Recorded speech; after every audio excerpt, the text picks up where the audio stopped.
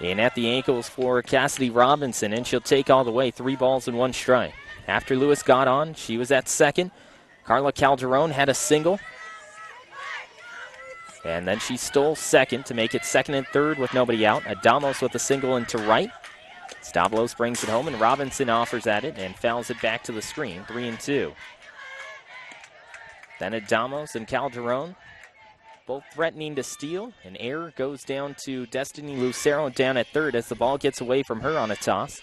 And Carla Calderon comes across to score. Adamos up to second. That's where we stand with Cassidy Robinson at the plate, who pops it up into foul ground.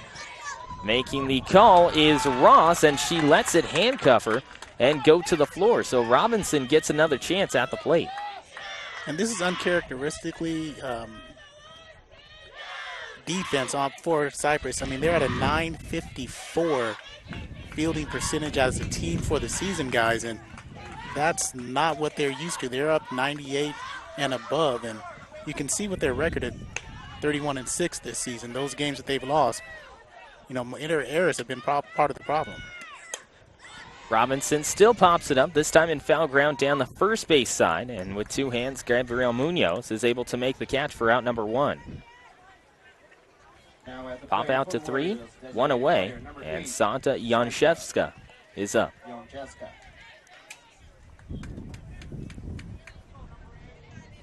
Janszewska, designated player, left-handed batter, still runner in scoring position. That is Annie Adamos. Janszewska takes all the way, goes on the outside corner. No balls, 1 strike, and 1 out. She's batting .471 this season. Of course, the number's a little obscured just the way she hasn't had many at-bats. 1-1 as that one goes in the dirt. 2 runs on 3 hits and 1 error for El Camino in the top of the first inning. Janszewska once again in the batter's box, offers at it and sends it past McCollum at short. Stopping at third is Adamos. It's a single for Janszewska. And over at first, she'll retreat to the bag.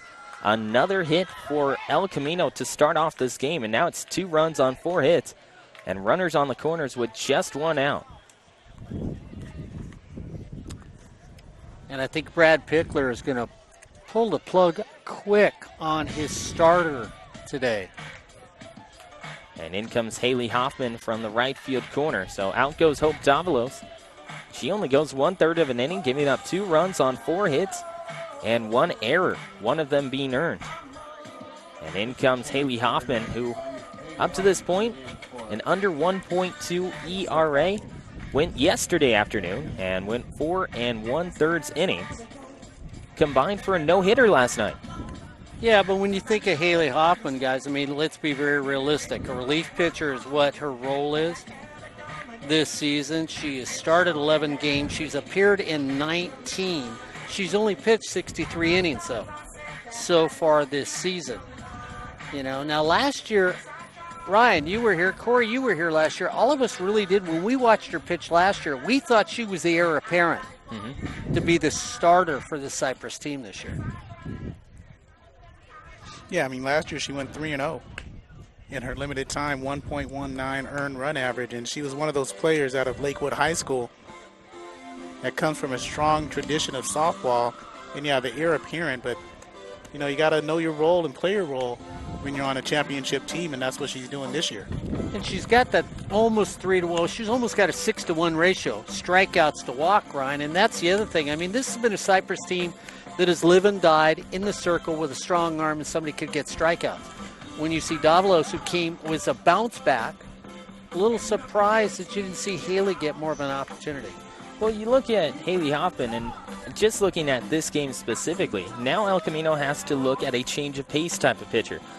Haley Hoffman throws a lot harder than Davalos. Davalos more moves it around in the strike zone, trying to get you on off-speed pitch, then brings it back with a fastball. For Hoffman, what we saw last year was straight heat, followed by the occasional curveball, and that's where she would get her strikeouts from. She would go fastball, fastball, fastball, and then hang up a batter on an early breaking ball outside. That's what worked for her last year, and judging by her warm-up pitches here today, it's been 75% fastballs, 2 breaking balls. And Corey, when you think about it, I mean, this is probably one of the teams you're going to see in the playoffs. They're playing each other today. I mean, if your starter isn't that strikeout, you know, you really need a strikeout pitcher when it comes to the playoffs. Yeah, and when you face a team like this with Machado, who's in the top 5 and triples in the state. Machado takes back. Over at second in a rundown is Janshevska. Running down from third is Adamo. She'll beat out the throw. Janshevska up to second on a stolen base, and moving down and scoring from third is Adamo. 3 runs across. And it's a team that's hungry. I mean, a team that came in, Cypress was 62-0, had a 62-game winning streak, and the talk around sportsnetusa.net was who's going to beat them this year. And a lot of the talk was it was going to be El Camino when they faced this year, and they've got a good chance because they're a strong team and one of those teams that is definitely on the rise. At the plate, Ashley Machado. She takes this one inside corner for a strike 3 call. And there's out number 2, and coming up next is Alina Della Torre. And Ryan, there's that all-important pitcher who can strike people out.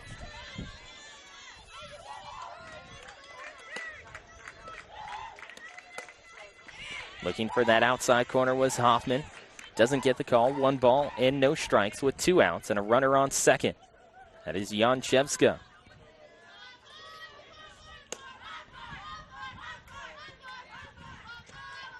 Hoffman sets, delivers back home. And that stays low for 2-0. Corey, is that a screw? I swear she throws a screwball. Yeah, it comes in because it doesn't break off the plate. It breaks down, and there's a twist on the counter. Cuffed in on the hands. It gets fouled off to the right-hand side. Is it a screw? No, it's coming clockwise, so yeah. It is? Yeah? Okay. All right. 2 balls, 1 strike, 2 outs. Hoffman in the circle in relief of Hope Davalos, who only goes 1/3 of an inning. Down to third, Lucero on one knee. She'll decide to go after the runner. And Janshevska ends up going out of the baseline, and she is called out. So that'll do it for the inning, where El Camino scores 3 runs on 4 hits, 1 error.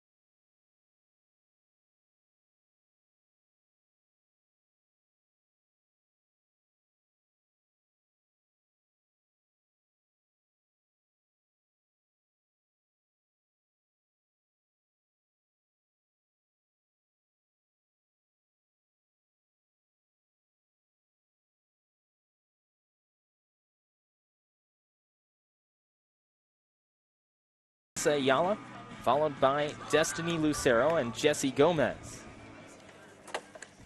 For El Camino in the field, they're going to have Makayla Smith in the circle. Behind home plate, Ashley Machado. Annie Adamos over at first, Alina Della Torre at second, Diamond Lewis at third, and Alyssa Wing at short. Outfield from left to right is Cassidy Robinson, Carla Calderon, and Jasmine Krause. Ryan, we'll get into your conversation with the coach from El Camino, which you did earlier today, because Corey talked about a hungry team in El Camino. Not only a hungry team, Corey, but a bright young coach that really did something when she was over at Santa Ana and has now carried it with El Camino here in this season. That goes inside, 1 ball and no strikes to Sydney McCullum, followed by Lou Fowl and then Gabby Munoz. Makayla Smith in the circle, looks for the sign. Machado relays it, and Smith into the delivery. Brings a drop pitch that goes inside corner for 1 ball and 1 strike. Kyla Smith 2-0 on the season, a 2.4 earned run average, and she's going to have to mix it up today against Cypress. Over towards short and past the outstretched arm of Alyssa Wing. Taking a long round over at first is Sydney McCollum. Nearly gets thrown out at first as covering was Ashley Machado up the first base line. So McCollum with a single, and that is hit number 1 for Cypress. Number 44, designated player, Infinity, Lawful.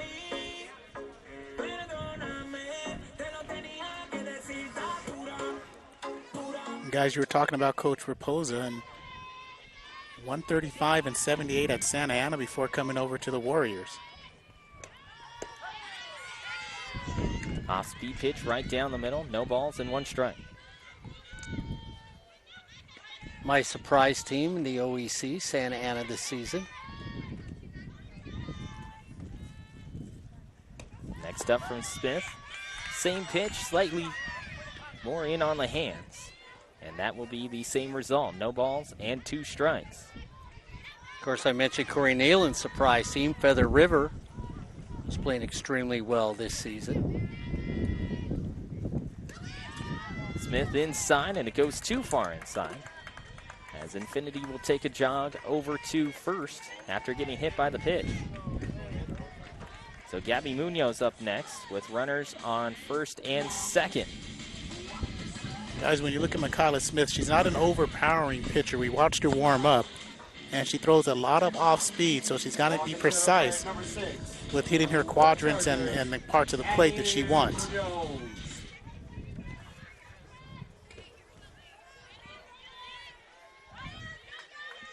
Down at third, Diamond Lewis creeping in, tight to the line. As that one goes in there. Actually just outside, 1 ball and no strikes. Runners on first and second.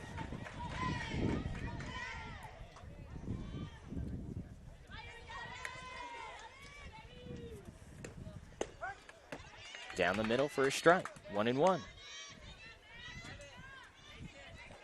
Now, this is what you like about this Cypress team. You will see more of the traditional softball. Brad Pickler in the first inning, if it's a good time to bunt, will show bunt and move runners on. Left-handed hitting Munoz sees the next pitch, shows bunt, like you mentioned, Mark. But she doesn't get that one as this ball gets tossed over to third. McCollum is going to dash towards home. Here's the throw. Not in time, moving up to third. It's the foul. And with that ball getting away, a run crosses for Cypress. Error goes on the board. So now it's 3-1 El Camino. At the plate, Gabby Munoz with a 2-ball and 1 strike count. Now runner down at third. Smith takes a deep breath and brings it home. And brings a strike outside corner, 2-2. That arcing curveball, off-speed pitch that hits the outside part of the plate, it confused Munoz just slightly, make her hesitate and pull that back bat.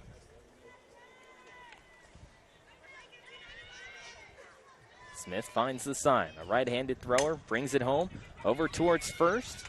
On one knee, able to make the catch is Annie Adamo. She'll walk it over to first and concede the run, 3-2. As coming across to score is Infinity Lufau. But a productive at-bat because you have the runners move on the double steal. You get a runner that comes home. Ryan, you have a runner at third base. If you're going to ground out, you've got to pull the ball as a lefty. Exactly, she does that to get the second run in for Cypress. Kiani Puailoa takes up and outside. 1 ball and no strikes. This is the same way that Cypress, we saw them last year, how they would manufacture their runs. They just get people on and then cause havoc whenever they were on base. 1 ball, no strikes with 1 out. Smith takes the next one and puts it into the strike zone. 1 ball and 1 strike. And they're able to manufacture those runs without stealing bases.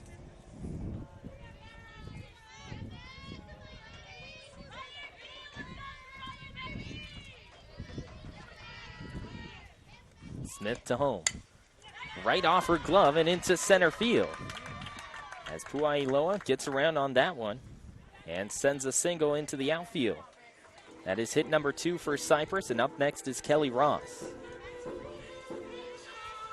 The Cypress team squares the ball up so well in the backcourt. I mean, I know they're off-speed pitches, but you've got to be a disciplined hitter to square it up that well as a hitter against this El Camino team.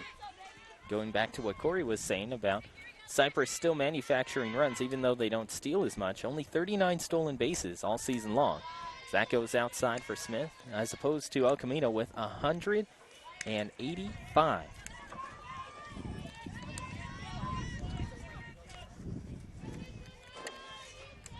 Smith with a runner on over at first. Kelly Ross at the plate. Outside corner strike, 1-1. Ron, you mentioned that Machado and Robinson for El Camino have 25 and 24 each.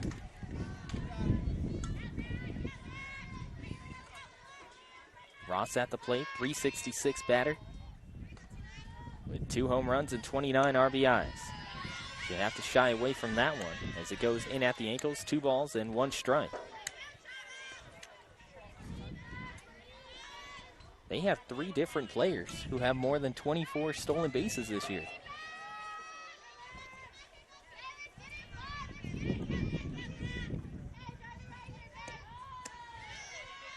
That is outside, 3 balls and 1 strike. And that's actually something that Coach Raposa mentioned in our pregame interview. She said that the word that she would describe her team whenever they get on base is ferocious. She loves to cause chaos. In her exact words, she loves to cause chaos when not at the plate.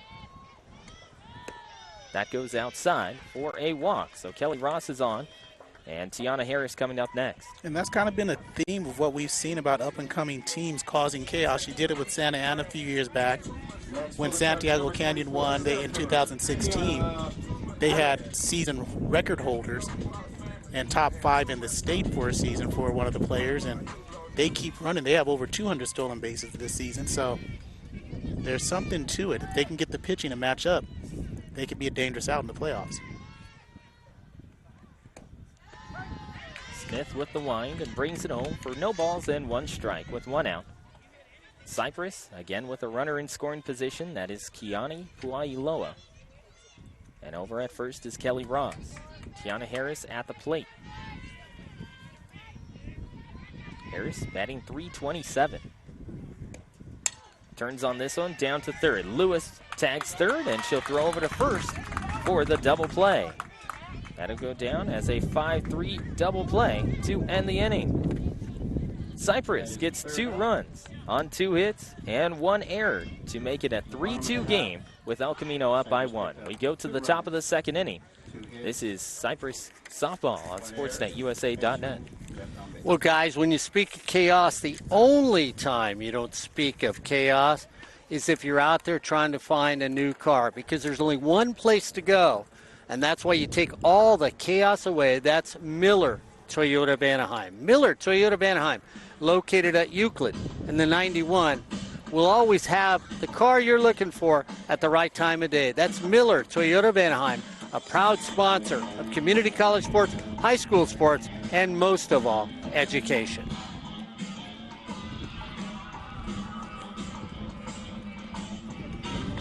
So El Camino up by 1 at 3-2. Mark, it was a blitz by El Caminos to start off the game. And then all of a sudden, you see Cypress in their half. They almost do the same thing. They cause havoc with 2 runners on and get 2 across. Well, Ed Ford's on the air with us right now. And Ed, it's really interesting when you look at Cypress. Cypress plays all aspects of the game. We're going to show a bunt. We take off and run. So, I mean, I don't think Cypress is predictable as maybe El Camino is, where you know they've got to run against you to beat you in a game, even if it's not a pitching matchup. Well, with, 100 and... What, many stolen bases? Yeah, 100 and what? 184, right? Yeah, 184. 185. Yeah, 185 now. So they're just a running team like Santiago Canyon was 2 years ago.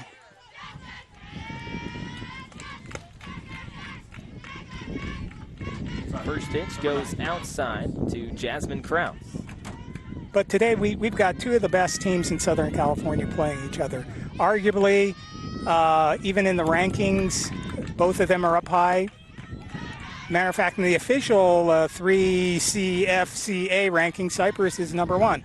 Of course, in the sportsnetusa.net rankings, Palomar is number 1, because if you really look at Palomar's numbers, they're incredible. Their offense, their starter pitcher is I think she has an ERA of what, 0.53 or something like that. It's somewhere in that range. It's really low. Corey was saying .86 at last check.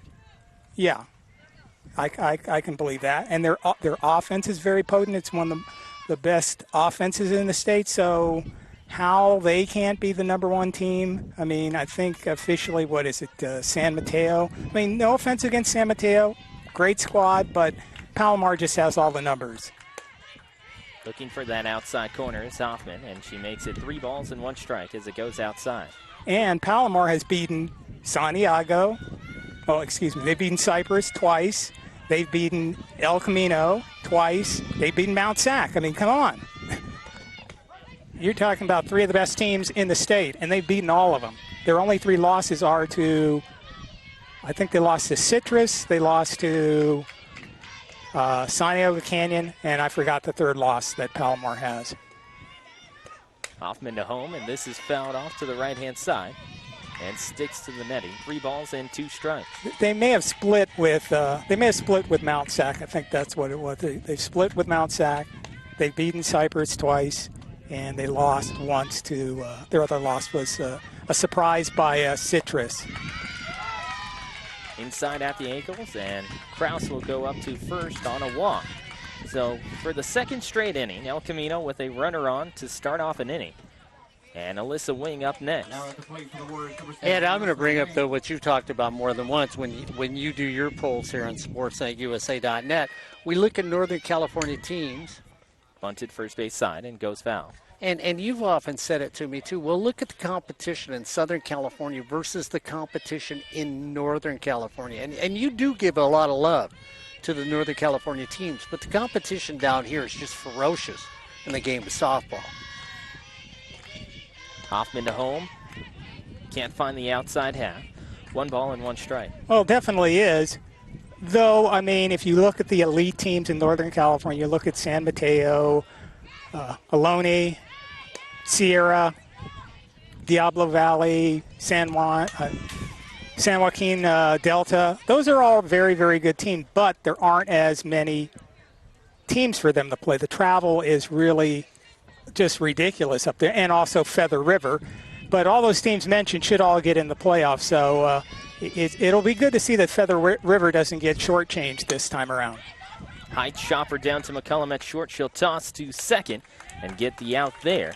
So 1 runner goes away as Kraus is cut down for out number 1. Alyssa Wing makes it up to first in time. You watch McCullum on that play, backs up as a shortstop, doesn't come up, Ryan, on the ball to catch it on the high hop, lets the hop play her. In doing so, she takes the double play out of her own glove by not being more aggressive at shortstop. 1 out, and to the top of the lineup we go with Diamond Lewis coming up. Lewis, one of the best hitters in this El Camino lineup, 5.08 batting average. That only goes up with her double that she had earlier. Runner on, she jets this one over to first. It gets away. Now Corey Neyland isn't here, so Mark, how are you going to score that one? E3. Okay, I'll play Corey Neyland. Well, it was a real hard shot. Yeah, where the glove was at, that was put down not in time, and the reaction was slow.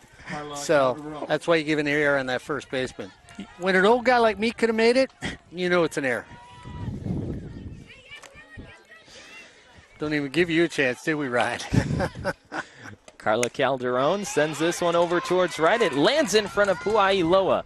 Getting the stop sign down at third will be Alyssa Wing. So now you have Wing at third, Lewis at second, and over at first is Carla Calderon, who has her 2nd straight single. Yeah, they've loaded the bases on an error and then that dunker there. So Cypress in a little bit of a problem here. Currently in the circle is Haley Hoffman, her 20th appearance of the year. She is 10-1 with an ERA of 1.86. 1-1. And one thing I've noticed about Haley Hoffman, I noticed it last year, I know it's happened this year. It even happened in the last game where she threw the no-hitter, the four innings of no-hit. There's always an error that comes along that she gives up an unearned run. She's not actually giving up, but an unearned run occurs, and that just seems to be the theme for the last 2 years with her. Well, when you mention that, I mean, you look at her stat line, 10 earned runs, 20 unearned. Yeah, it always happens. I don't know what it is. Over into left center field. It's going to get away from Tiana Harris. 1 run scores. Coming across is Diamond Lewis. And 2 plate for El Camino on the 2 RBI single by Adamos. Calderon down to third. Lewis scores, as does Alyssa Wing. And El Camino continues to put runs on the board. Hoffman trying to settle in here with 1 out. Showing bunt and bringing it back on a breaking ball is Cassidy Robinson. Over at first, sliding in safely is Adamos, trying to distract the Cypress fielders. Does it again as Calderon bluffs down from third. And one of these times, what you have to do if you're the second base person, you take like 4 steps in, and then as the catcher, you throw behind the runner. Hopefully the runner will watch what the second base person is doing and react to their body movement. You may catch that person flat-footed or throw a snap throw to third base. So up is Robinson. This one is floated foul. And down the right-hand side. No balls and 2 strikes with 1 out.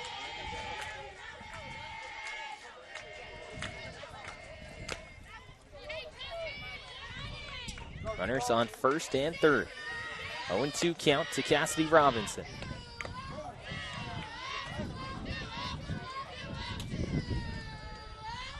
Just staying alive is Robinson as she gets a piece, and it stays. No balls, 2 strikes with 1 out. We are live from Cypress, where El Camino has a 5-2 lead after bringing 2 across here in the top of the second inning.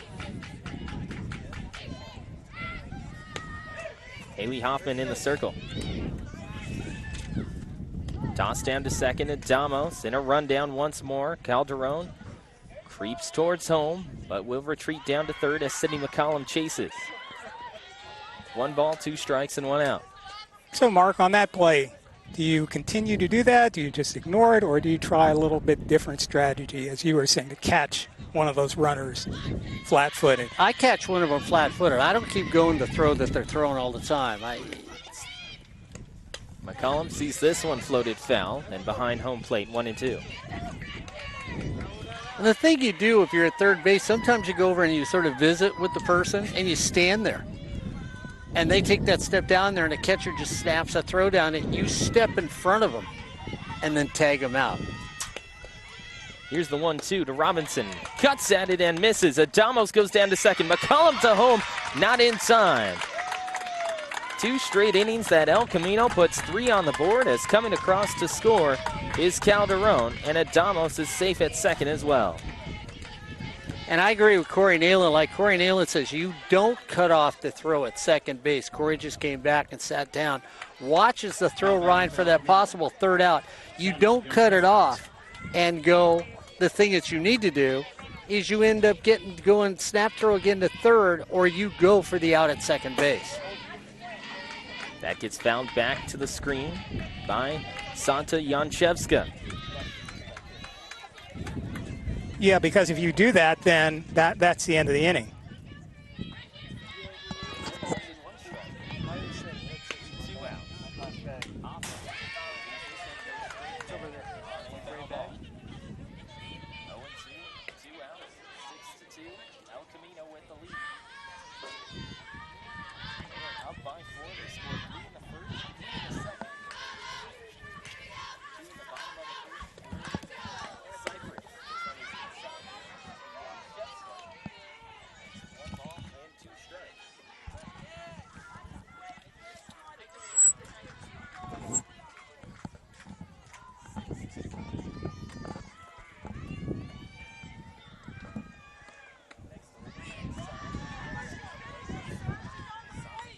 Gonchevska.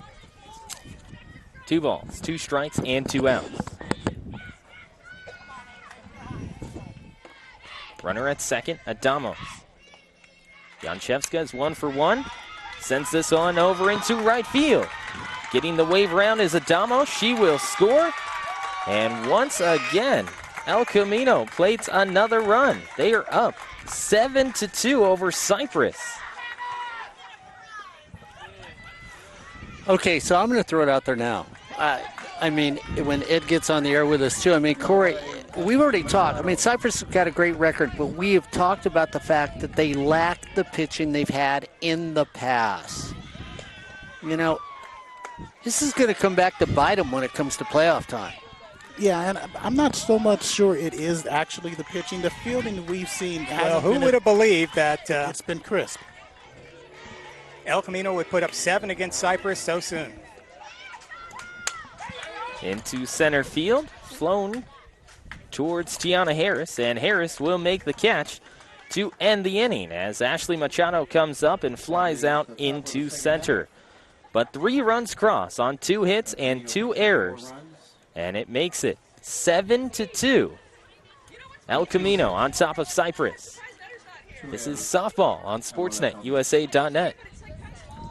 It's community college softball on SportsNetUSA.net. And as we looked at the polls, it's interesting with Ed sitting here, Corey down to the left, you in the middle, Ryan. Okay, let's be realistic about the 3CAA poll here. I mean, Ed, it's traditional, same people. You and I talked about it off the air more than once.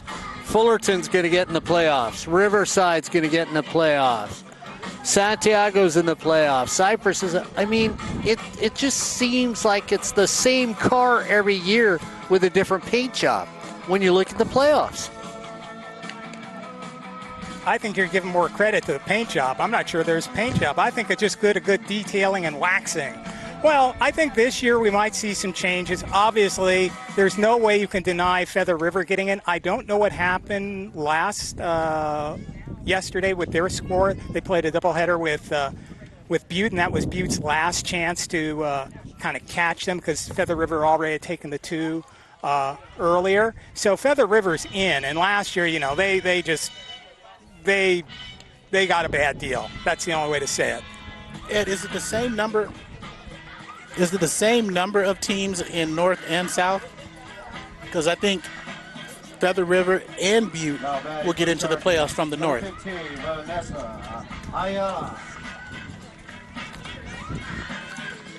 As Vanessa Ayala comes up, followed by Destiny Lucero, and then Jessie Gomez. Bottom 3 in the order for Cypress. This one spins inside corner for a strike, and Smith makes it 0-1.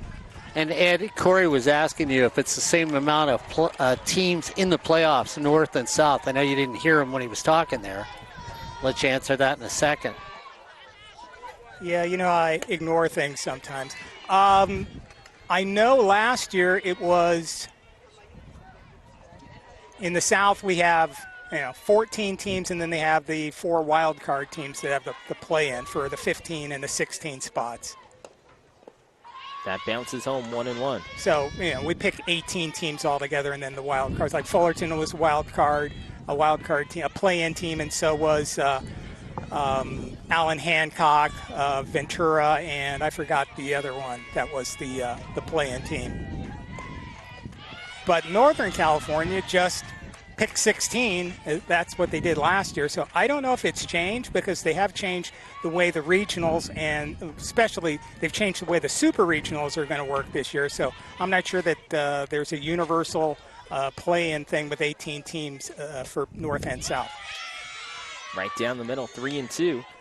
As Smith going against Ayala has a full count. She'll be followed by Destiny Lucero.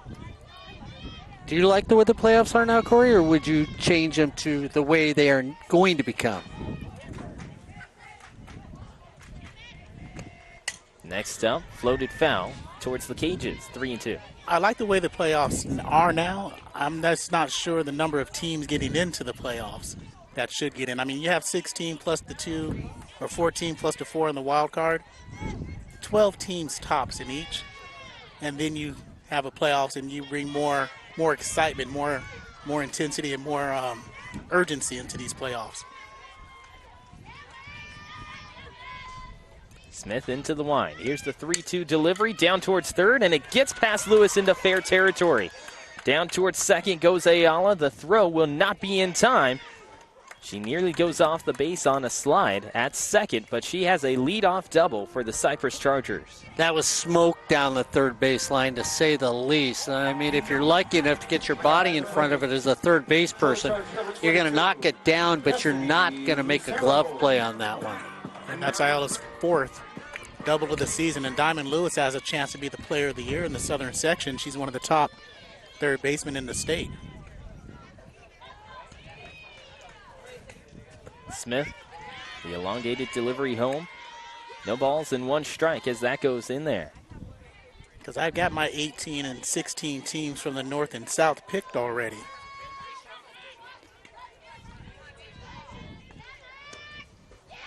Smith back to home, and on a breaking ball, waving through it is Destiny Lucero to make it 0-2. And every one of those teams is giving him something. Corey's got a nice visor on from Cypress College right now, so we're giving him a bad time. No balls and two strikes. Next delivery, that goes low. 1 ball and 2 strikes. And watch the follow through for Smith. I mean, she's not the classic pitcher in the circle. That follow through kind of stops right at the release point. Smith 1-2. Brings it home, and it goes too high above the letters to make it 2-2, evening the count. Well, look at the inconsistency of her release point, too. I mean, she'll let it go low, she'll let it go high. She doesn't consistently have one place where she's releasing that ball from. 2-2 from Smith. Popped up into foul ground. Lewis trying to chase after it, but it just lands in front of her in foul territory, 2-2. And Corey, you know about pitching. I mean, it doesn't look like she puts a lot of body into it. So, I mean, she's probably lucky if she's in the, high 40s out there in the circle? And that's not going to be her strong suit. So with the way her pitching is, her windup and delivery, she's going to go for off speed. And down to Lewis. Lewis takes a look and tosses to first. Adamos, nice pick at first to record the out. 1 away. And moving up to third is Vanessa Ayala. You know, you get to be all state and all defensive player when you got somebody over at first base that can pick throws that are 2.5 feet too short coming to first. All that matters in the scorebook is 5-3, 1 out. That's all you see. 7-2 lead for El Camino as this ball gets away just for a moment from Machado. And she retrieves it in time to force Ayala back to third, 1-0. But Ryan, look at the defensive lineup, though, for El Camino. I mean, they cheat. Look at the hole up the middle right now defensively for them. Over short, well over towards third is Alyssa Wing. Next up is a breaking ball. 1 ball and 1 strike goes in there. And Mark, when you mention that, you see Wing and Lewis close to the line. That's one thing with a off-speed pitcher. Like you see Smith in the circle, a lot more right-handed batters are going to be getting around on that type of pitch and forcing it more down the line. This one will end up hitting Gomez at the plate. So Jesse Gomez goes up to first, and Sydney McCullum is up next.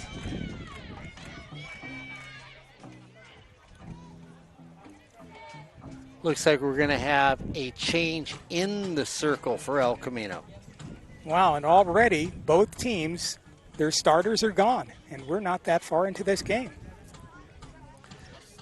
Coming in is... And Ed, we've all been around softball for a lot of years, but I mean, we saw teams with speed. You talked about Santiago with them running everything else, but they had nobody in the circle. They couldn't win the championship. We've seen other teams over the year that had dominant offenses, but nobody in the circle. Let's just say that if you're going to look at winning anything here, be it El Camino or Cypress, you've got to find somebody here that's going to be able to go back-to-back games for you and hold the opponents down to nothing. That's true. And if you look at things on paper right now, Palomar seems to be that team.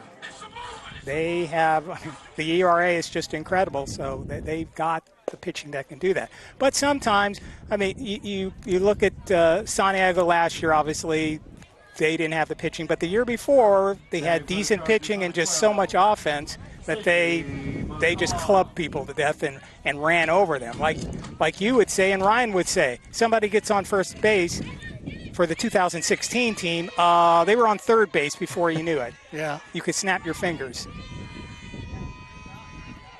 Weishoff now in the circle. She delivers home. That stays up and high to McCullum. But you still need, as you were saying, somebody who can go out there and pitch both games in the doubleheader. I mean, they did have that. You know, the pitching wasn't stellar, but they had good, solid pitching. But, yeah, if you don't have solid pitching to let your offense stay in the game, then you're not going to go far. I mean, you know, there's only so many L.A. Valleys that are hitting, I don't know how many home runs they have, 37 or something like that. Over to short and wing with a nice play to get to that ball and make the catch. So McCullum is retired on a liner to the shortstop. That was an excellent play. Yeah, and I mean, again, another solid striking of the ball. That's the thing that you've noticed. And both these teams are impressive that they are really getting the barrel squared up on the softball. Now in the circle, Macy Weishoff. And she delivers up and high for 1 ball and no strikes with 2 outs. Weishoff, 25 appearances, is 12-6 with a 2.54 ERA. And she delivers a strike down the middle, 1-1. Okay, Corey, you just came back and sat down. You take out a pitcher that there was nothing but off-speed and little whoop-de-doos, and you bring in a pitcher that throws off-speed and whoop-de-doos. That goes up and high, tossed down to second. They're going to go after the runner in between first and second. As Gomez caught in a rundown, she's going to retreat back to first, finally making the tag. So interference, defensive interference is called on the play. And the reason there's defensive interference, you need to allow the runner to run the alley that they've got. What happens there, Ryan, is the player who's going to receive the softball gets in the alley before they're even part of the defensive play. They force the runner to go out wide thinking the ball's coming to him. Therefore, that's defensive interference. The runner gets to return to first base. Weishoff back in the circle with 2 outs on the board. Delivery stays up high as it goes above the letters. 3 balls, 1 strike, and 2 outs to finish the line on Smith.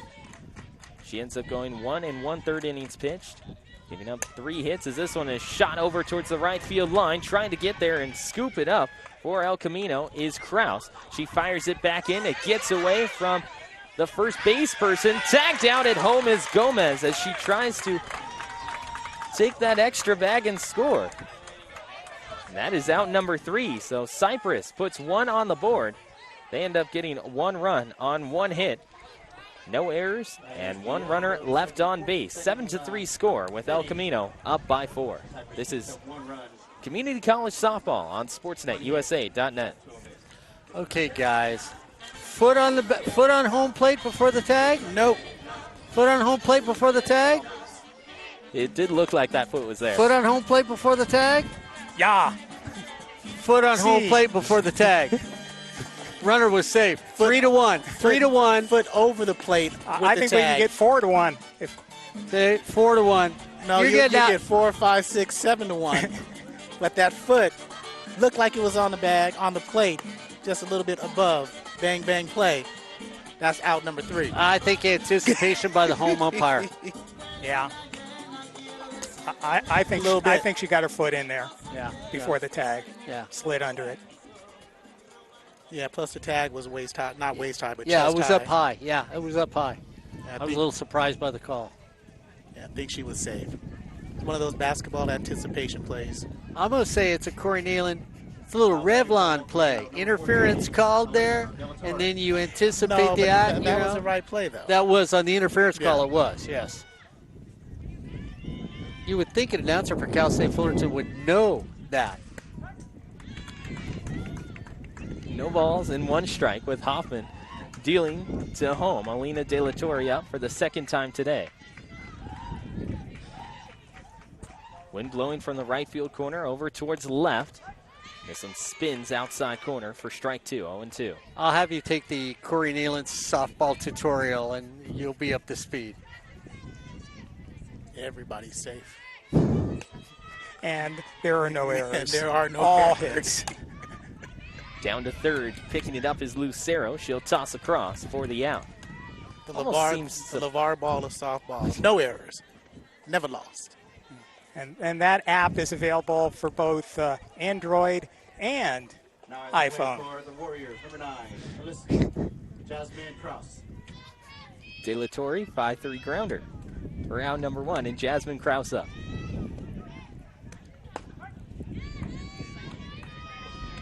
Krause earned a walk in the second inning.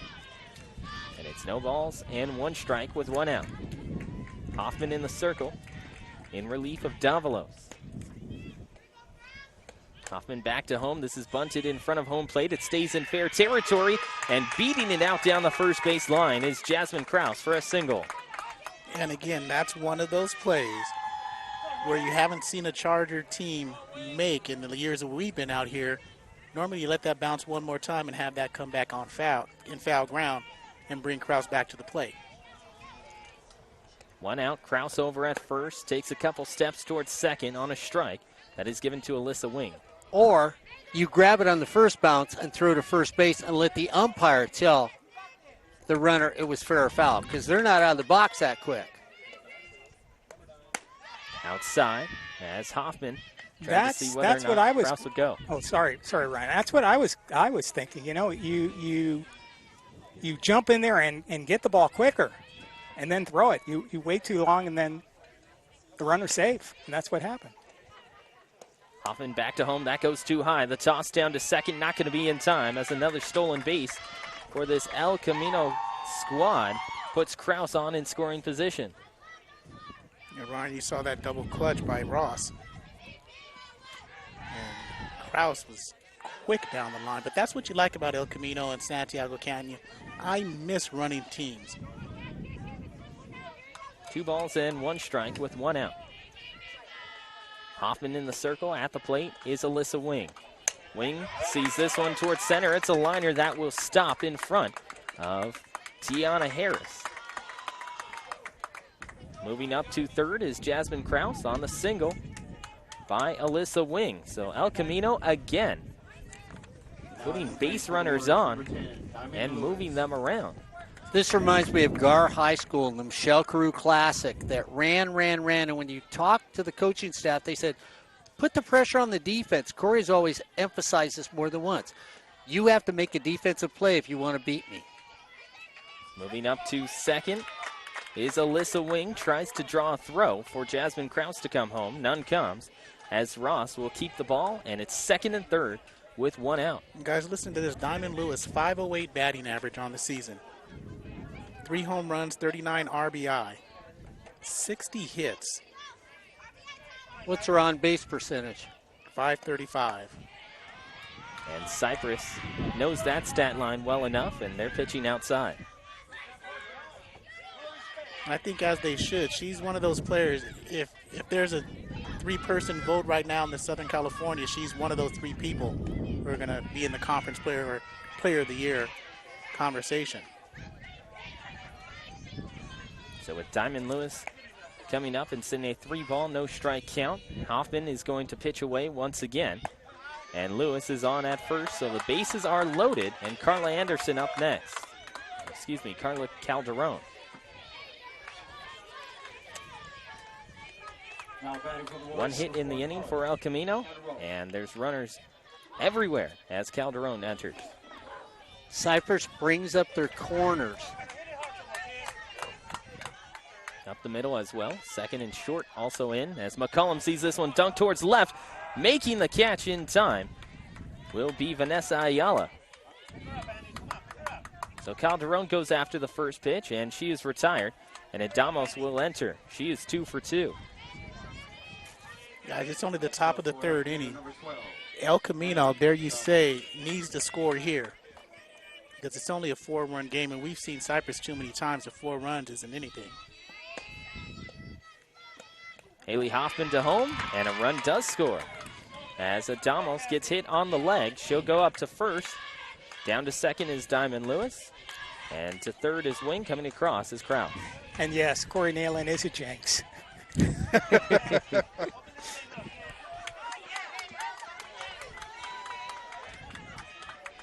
And Cassidy Robinson comes up next. Well, Ed, we could have told you that since Mark and I heard Corey talk during the Michelle Carew Classic about the donuts behind us. As far as he wished, we got the bag. That's it. That's it. 1 ball and no strike to Cassidy Robinson. It's okay, Ryan. You weren't there the next day. Hoffman sees that one go towards McCullum. It will be in out on Diamond Lewis as she runs into Sydney McCullum, preventing her from making the defensive play. So that will be out number 3. But El Camino plates 1, and they are now up 8-3. They have 8 runs on 8 hits and 1 error. They leave 2 here in this one. We go to the bottom half of the third. It's 8-3 El Camino. This is Community College softball on SportsNetUSA.net. Ryan, you had the opportunity to talk to the coach of El Camino, and Ed, I'm going to talk to you too, because she went to Point Loma. Corey, we've seen Point Loma. Well, I've seen Point Loma Field. You've been down in the Point Loma area. Probably one of the nicest places to play softball in the nation. I mean, having a softball field that looks out over the ocean, guys. You catch that afternoon breeze. You don't care what your team is, even though she played for a great team while she was down there. She must have had a ball. You heard what she said about going to Point Loma. And she said, I saw the ocean. That was it. Only place I was going to go. And that's the one thing. When you actually talk about her time at Point Loma, I asked her, how does your time at Point Loma affect how you coach? And she said, well, at Point Loma, they showed me how to play a tight, compact schedule. And that's what she's teaching her team now, because they haven't practiced any fielding in the last month and a half due to their game schedule. She said it's very similar to the way that she played at Point Loma, in which they could go up to 4 to 5 weeks without practicing. So she takes that experience, brings it to El Camino, and she says it's going to pay off for them in the playoff run. I like the compact scheduling like that. Too much practice can ruin a team. So when you're out here always competing and playing, it's one of those things that you have to get better, or you're not going to, well, or you're not. Let me try to explain that a little bit better after this. That's how you teach the 145 class, isn't it?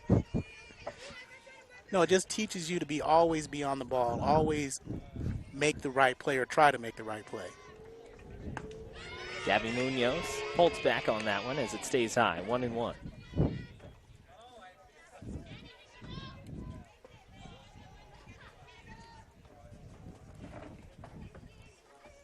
One ball and 1 strike as Weishoff delivers to home. In on the hands, 2-1. And Ed, I got to ask you this, because not saying that we're old men, but we've been around the game a little longer, like Corey Neyland. We're the older guys at the table here. The coaches for softball have changed during the years. I mean, we're talking about Lisa with a PhD, possibly a PhD over in the El Camino dugout. I don't remember all these graduate degrees with softball coaches in the old days. You didn't need them. Well, that's true. You want to hang on to your job, so you become a full-time instructor, and the requirements for being full-time instructors in community colleges has changed a lot over the years. That you basically have to have a master's degree now to be a full-time instructor, unless you're in a vocational area, and vocational areas do not include physical education. And that is a problem with some teams. Some teams would like to have their softball coach as a full-time instructor, but whether it's the budget or whatever it might be, they just can't do it. Rebecca Espinoza on at first as she ends up running for Gabby Munoz. And if you notice, guys, if you look at the openings in community college softball across the state, the further you go up north, the less full-time position it is as a coach. Weishoff delivers outside. Everyone wheeling around, trying to see whether or not Espinoza would take off. 1 ball and 1 strike.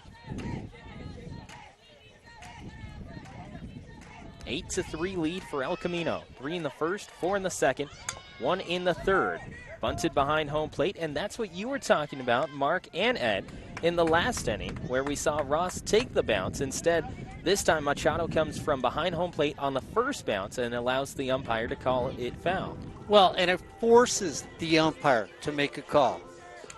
I let it bounce a couple times. The umpire might just get as lazy as some players and not make the right call.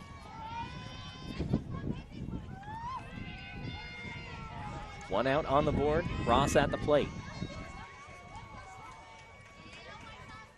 Weiss off to home. That one just stays inside. 1 ball and no strikes.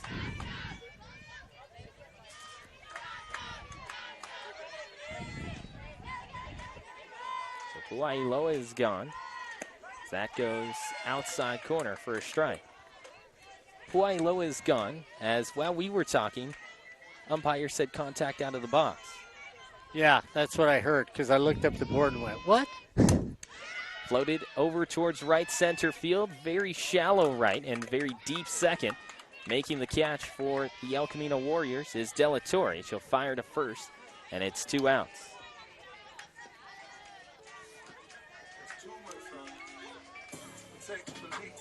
So Ross ends up flying out. But explain something to me. Contact out of the box. Isn't the hitter out? Yeah, they called her out. Okay. There's a strike right down the middle. Oh, for did you Weishaupt. say she was out? She was out, okay, yeah. I'm sorry. I didn't hear you say she was out. I apologize. Okay. As Tiana Harris is up. It's not the eyes first to go, Ryan. Over towards right field. It's going to get past a diving De La Torre. A hard turn down at third as Lewis ends up watching that one go by her. She's awarded home she's awarded home because of interference. Lewis in front of third base, not allowing the runner to get to She's third. awarded home. Yeah. I thought it was more like she was kind of stepping on her leg. That was little bit. interference? Obviously, not on the Corey Neyland app. The ball was by her, and the third baseman took out the runner. So the throw had passed her, and the third baseman did not get out of the baseline. They're going to say that the throw was still in front of Lewis when she made but contact no, with but the runner. home plate umpire, that's what he originally called. The infield umpire overruled him. But that was the original call from the home plate umpire. The infield umpire overruled the home plate umpire's rule. So with 2 outs, there's runners on second and third. Tiana Harris on at second, and over at third is Gabby Munoz. Coach Raposa trying to get an explanation from our home plate umpire. So what she would then argue is if it's not interference and I come and tag you on the play, you should be out. See, this is what you could argue now. You made the wrong call. Therefore, the play should have continued. Corey tags Ryan. Ryan should have been out. You shouldn't get a free bag. So no matter what happens with Cypress, they get a free call on that play. They either get awarded home plate or the runner who was tagged going to third gets sent back to second and isn't tagged out at third base. And here's where Coach Raposa just goes out and wants clarification, because either way, she stays at third base. She's okay with that. Ren doesn't cross in that situation. Runners on second and third with 2 outs. I'll explain this to you off the air. I know Corey can give you a bad time about me, but Corey's going, geez, Mark's reaching into the closet for rules. Weishaupt to home. Looped over towards short. Getting there is Alyssa Wing. With 2 hands, she will make the catch, as it will be Vanessa Ayala who pops out too short. That'll end the inning with no runs on 1 hit, no errors, and 2 left on base. 8-3 is our score with El Camino up by 5. We go to the top of the 4th. This is Community College softball on SportsNetUSA.net. Now, Ryan interviewed Coach Raposa before the game, and you'll be able to see that interview in the coming days on sportsnetusa.net. Just go to our archive page or our YouTube page, and you can see it. Also on our YouTube page, I had the privilege of interviewing the head coach of Cypress College. Now, how many of you know where that is? You know what? I got taken out at third base, too, so Okay. I'm a little foggy right now. Ryan, do you know? I don't know exactly, but by the name Cypress, I'm going to say it's somewhere near a mountain. It's in Ridgecrest. And I had the chance to go up there and talk with her. Extremely beautiful field. I mean, you can see the mountains in the background. You can see, I guess it's the Sierras way out there, snow-capped. It's very beautiful place. And interestingly enough, I asked her, it's like with Lisa. Lisa always looks young to me. I asked Coach, her name is Patricia Bell. And I said, how old are you? She is 22 years old. She has to be the youngest community college head coach. She played on the Northridge team for 4 years, so we probably did a game when she was playing Cal State Fullerton. Yeah. And she graduated, and she got the job. She was originally from Ridgecrest, and she decided to return. And she's one of those people that she's a softball coach, she's a strength, works in the strength lab. She does like 3 different things at that college. But really, the team isn't doing well, but it's her first year, and she's trying to get recruits in there. So it's a really interesting situation.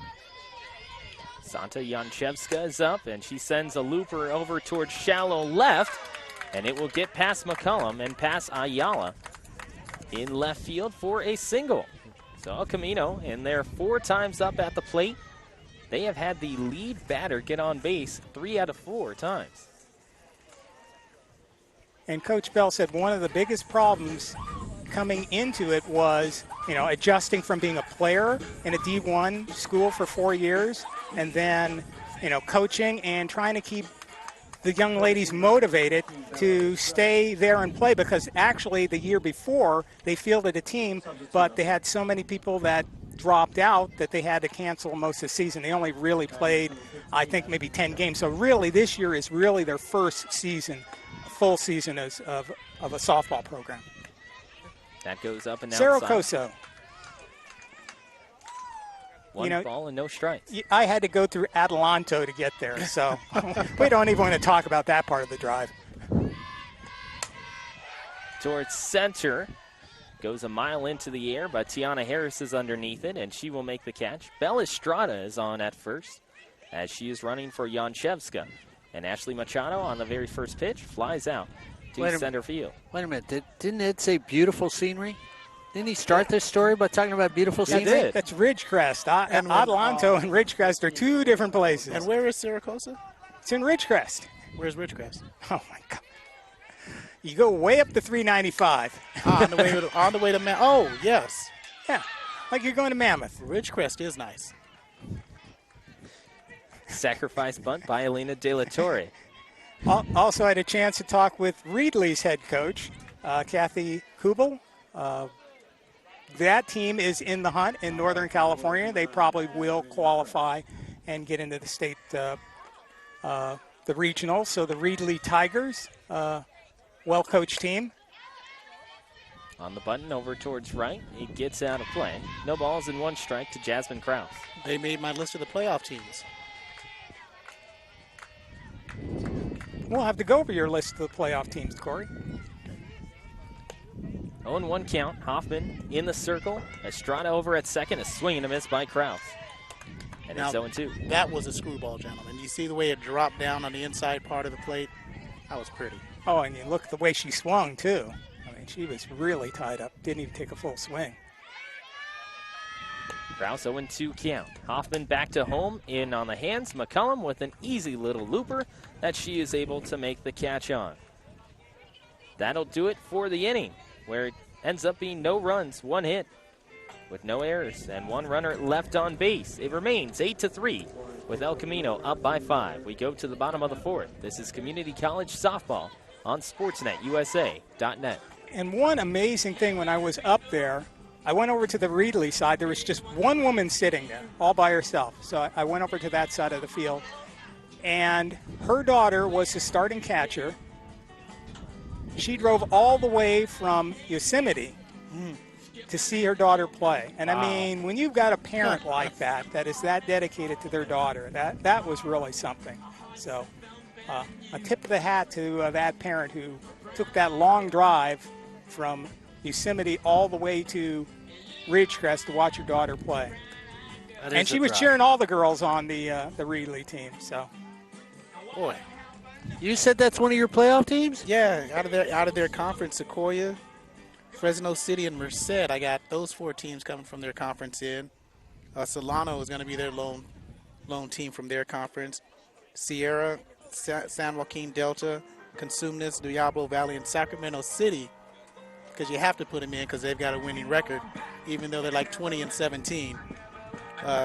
San Mateo, Ohlone.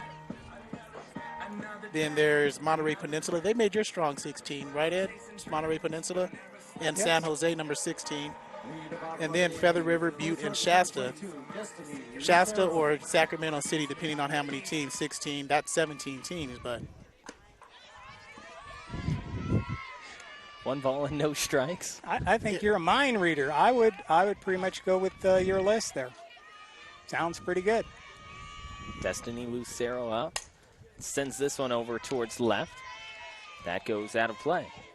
So do you have all those visors hanging on your wall, or are they being promised in the mail? Let me put it this way. When Feather River gets down here, I'm getting a visor. I think I'm going to pay for that one, too. The only place where you might stumble, or there might be a stumble, is in the Central Valley. They might not take all 4 teams, and Merced might get the short end of the stick and be left out. So I would think they're kind of on the bubble.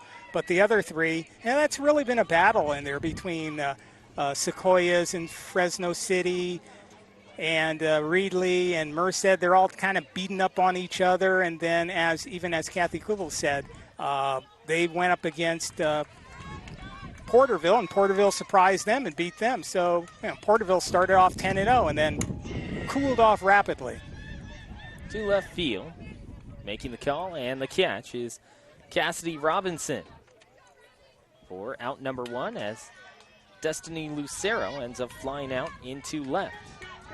And I blame Ed for this because now he's got me looking at these Northern California teams, and Shasta, Merced, and Sacramento City are the teams that really, this is why you want to reduce the teams, because they're almost 500 teams. Inside corner, 0-1 to Jesse Gomez. Yeah, but isn't Sacramento City done this up and down, up and down? I mean, talk about inconsistency as a softball team, you know. And I'd put Merced over Shasta. In behind second, getting back in time to make the play is Alina Delatorre. A pop out over to second is the second away, and Sydney McCullum up next for the 3rd time today. She is 1 for 2 with a single in the first and a liner in the second. Well, I think the strategy or the thought pattern is it's much like Fullerton. Fullerton is just barely above 500. Sacramento's just barely above 500. Over to short, wing to first. The tag is applied as it pulls Adamos off the bag. McCullum comes up not happy with that one, but I think she that got will hit in end the the mouth. 6-3 grounder, out number 3. It stays 8-3. El Camino with the lead. We go to the top of the 5th. This is Community College Softball on SportsNetUSA.net. And to finish the thought, the Big 8 and the OEC are comparable, at least that's the way it's looked at, that both conferences are so tough that you're going to end up with really good teams that don't have very good records. And, I'm not totally for that because of what has happened to some teams like Imperial Valley and Feather River last year. But if you look at a team like College of the Canyons, they are 15-0 in their conference. Outside of their conference, there's something like 6-12 or something like that. They get whipped every time they go outside of conference and play. So are they really not this year? Not this year. They're not that good. That good of a team. I mean, they're great in their conference, but they can't win outside their conference. But see, you could say that about Cypress. You can say that about Santiago. No, you cannot because you look at their stats and they win outside of the conference. Yeah, but look what they've done in the conference. I mean, I'm sorry, Fullerton. Okay, guys, Mark, we're they're associated with. they're They're not. 17-2. Look at. They're not. They've lost 6 overall, right? They've taken a step backwards. Santiago has taken a step backwards. You look at the conference and say the conference has gone stronger. Santa Ana's okay. Fullerton's okay. Riverside's okay. Right, They but don't they're- play but- strong opponents Mark, in their own conference. But they're better than anybody in Canyon's conference. Everybody in that conference, the OEC teams are better. I'll take the top 5 OEC teams versus the top 2 Canyons teams. Alyssa Wing at the plate, as she is currently 1 for 2. This one goes outside. 1 ball and 1 strike. It'll be Wing followed by Diamond Lewis. Let's see, and you'd then have the Carla people. Calderon. You'd have the people from Bakersfield Ventura arguing with you and saying, look what we play against all the time. We can't always, we play against top competition much better than what you guys play. And we've seen Bakersfield and Ventura. Beats up Lucero, and she'll toss over to first, not in time, as that but goes as an E5. Bakersfield's been beaten by, I think, Santiago. They've been shut out by San Mateo, shut them out because they lost that one weekend. They had 2 shutouts again. All I'm saying is, I know there's, you can conflict about that, but when you have a team that's in supposedly a super conference or whatever conference it is, Over towards the right-hand side, Diamond Lewis ends up floating that one foul, and a pop-up over to first makes it out number 1. if you look at Cypress's record outside the conference, they still have a winning record by far. If you look at Santiago or El Camino or San Mateo or Feather River or Ohlone, they all have very much a winning record outside their conference. But College of the Canyons has a horrible record outside their conference. They're just not. They can't play teams outside their conference. Their record just shows that. They'll get in the playoffs, and I'm not saying they're a bad squad. I'm just saying they can't win outside their conference. No balls, 1 strike, 1 out. Bluffing over towards second is Alyssa Wing. After she was on, charged to an error. At the plate is Carla Calderon, and she's currently 2 for 3. 2 singles in the first and second, and then flew out to left field. Next one, as Wing goes down to second, she is safe. Another stolen base for this El Camino squad. How many is that now? 189? Well, they have 7 in this game, so that's 192. It was 3 off. Wing takes a look at third, bluffs towards third. 2 balls, 2 strikes with 1 out, and Calderon up. Calderon, her last time at the plate, ended up offering at the first pitch and floated it into foul territory for an out. Hoffman sees the 2-2, brings it home, and Calderon skies that one towards the parking lot, down the right field line. Stays at 2 balls and 2 strikes with 1 out. And I know I make it sound like Cypress had a bad season. They've won 16 out of the last 17 conferences here in the OEC. They had the longest winning streak. Over towards left center field. That's going to be a gapper as it gets all the way to the wall. Calderon up to second. She will motor around second and offer towards third. The run does cross as Wing comes and scores. And over to second, Carla Calderon is tossed out as she gets tagged, trying to retreat towards second. So too big of a round down towards third, and Calderon is cut down. But a run does cross and makes it a 6-run lead for El Camino. Getting close to that mercy rule.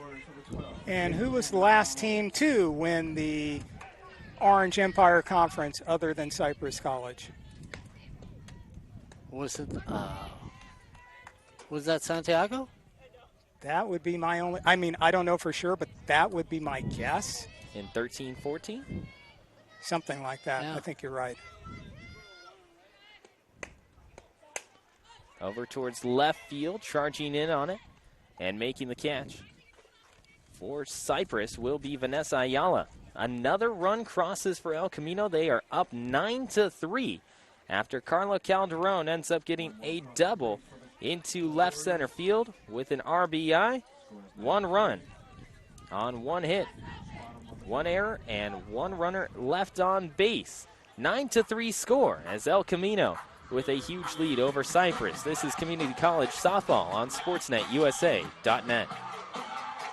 But Ed, I got to go back. Let's stick with the playoff conversation for a second, because I really do think reputation helps a lot of these teams when it comes to the seeding and getting into playoffs and everything else. I mean, you've been around these conferences. We've been doing softball for years here on SportsNetUSA.net.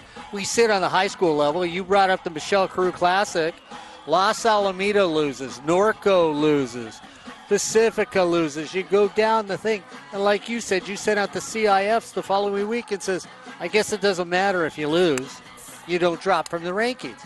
I mean, isn't that sort of the same feeling on the community college level? Oh yeah, I'm not disagreeing with that point. Yeah, I mean, if Sacramento, for instance, has a subpar year, and really the last 2 years they haven't played at their former championship level, yeah, they're going to get in anyway because they always want to take 5 teams from the Big 8. It's just like the OEC. They always want to take 5 teams from the OEC. And I was a big, you remember me from last year. Sorry, Riverside folded at the end of last year. They're folding again this year. I think maybe they deserve to be in this year. I think they deserve to be in last year. I wouldn't have put them in there. They certainly shouldn't have been 14th. They should have been a play-in at best. Allen Hancock wins their conference, if you look at tiebreaker, and they get seated lower than Ventura. So, yes, certain teams have a reputation, and they're going to get in over teams that, an Imperial Valley, a Feather River, a San Jose, a Chaffee, and those teams won't make it. Yeah, I think there is a little bit too much of this, well, they were great before, so we're going to put them in anyway. LaFau followed by Munoz and then Puailoa. Here's Weishoff to home as this one is sent over towards left field. It's got a charge on it and gets all the way to the wall. Trying to get there in time is Cassidy Robinson. She'll toss to short. It gets cut off but a double by Infinity puts her on base. And when you guys talk about that debate, do you think that it also happens across all sports at the community college level? Because you look at a conversation that we all had 2 years ago in which we were saying, okay, Butte gets in every time in football. San Francisco gets in every time in basketball. Women's basketball, it's the same thing. You see the powerhouses in Southern California get in on reputation alone. Yeah, I think so. I really do. That's why I brought it up to Ed. I think there's known schools that have won so many times that people put them in, especially because they have large populations of students. Over towards left field, Robinson trying to get there. It's going to go all the way into the corner. Getting around to score is LaFau.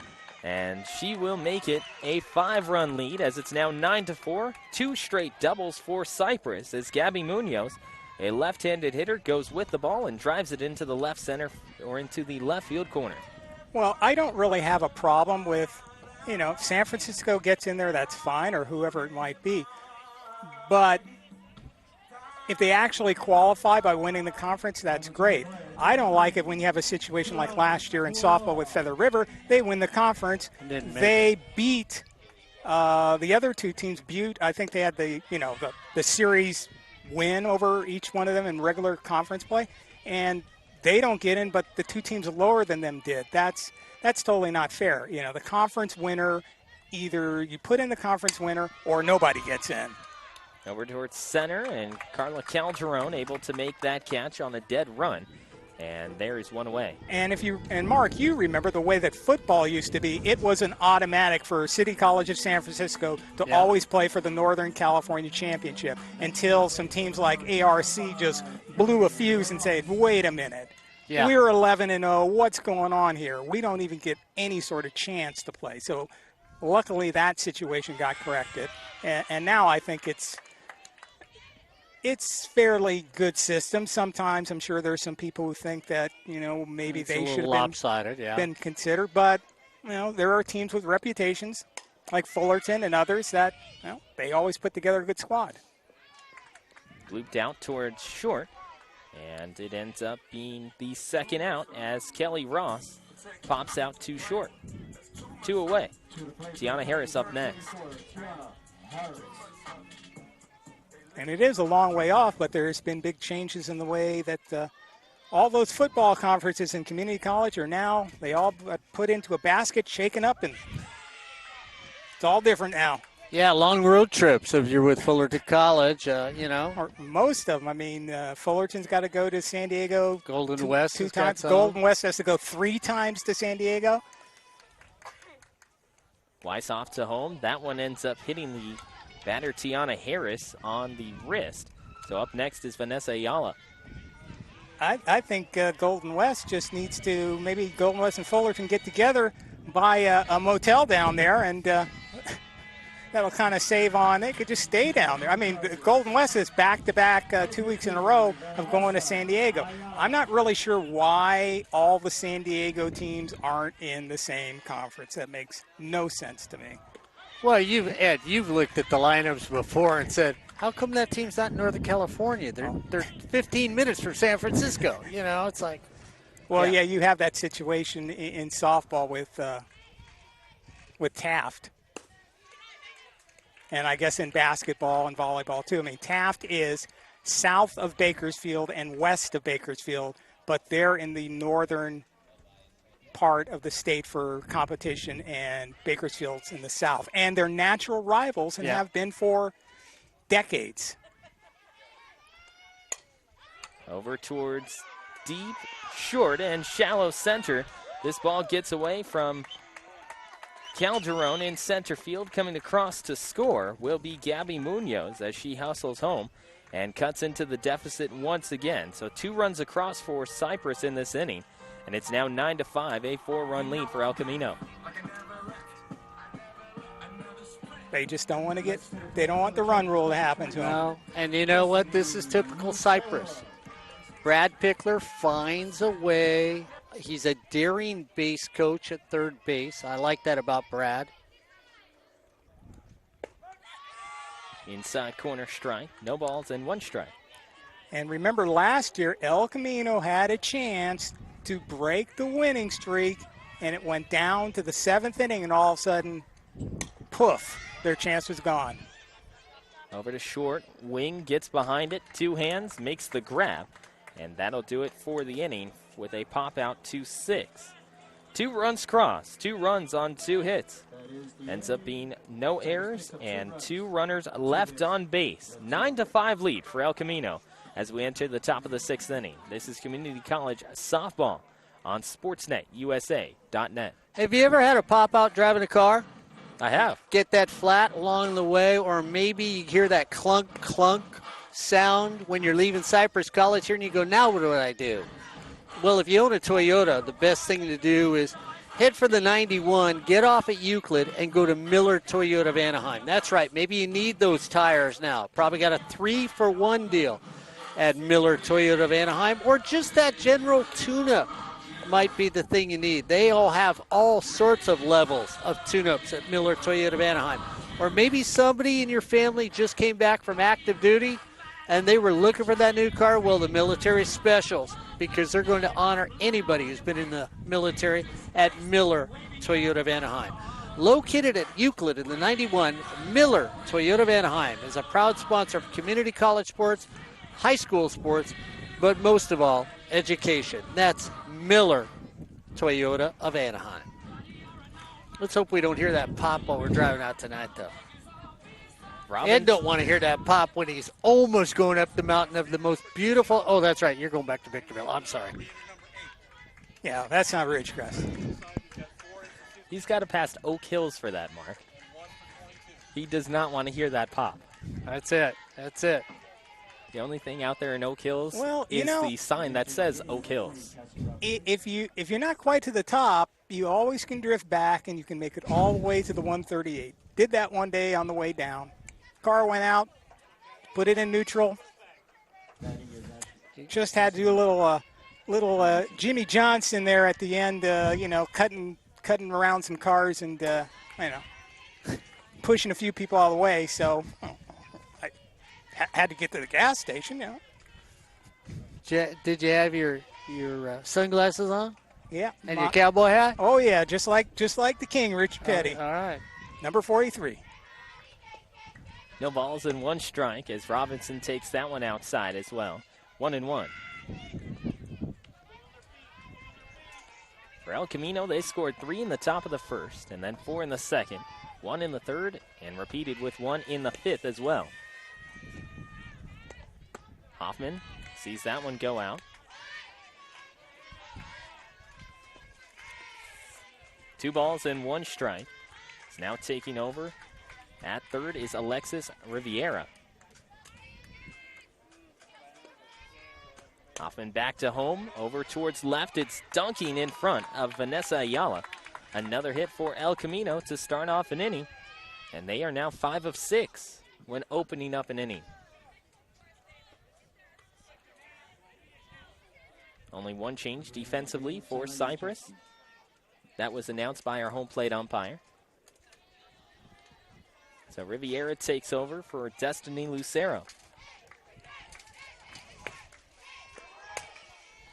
Over towards the left. That just gets behind third.